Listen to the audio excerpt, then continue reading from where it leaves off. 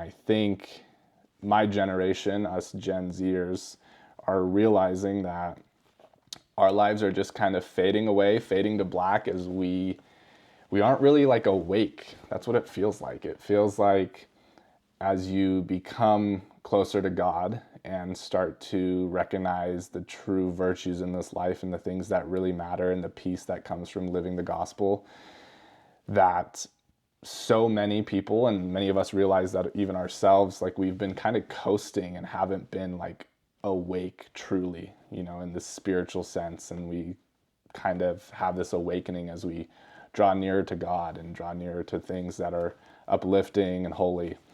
And yeah, I mean, if we just look at the statistics about screen time, and that's something I'm very passionate about, maybe I'll talk about that more in depth in the future, but we're talking 7 to 9 hours a day for many young folk to be spent on their little box, their little weapon of mass destruction, if you will. And I don't think that's that much of an over-exaggeration. But I did have an opportunity to spend 2 years of my life not on a phone, with 0 minutes of screen time every single day.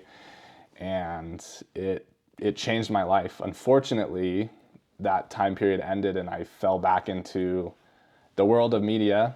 And I don't want to, villainize all of it, because there is a lot of good out there.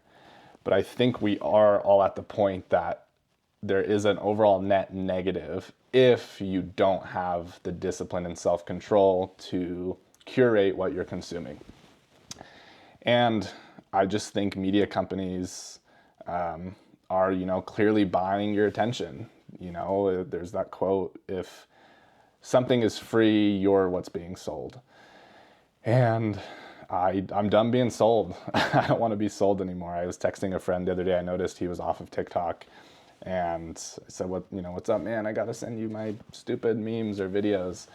And he said, I'm tired of being sold. That was his text back to me. And man, that hit me.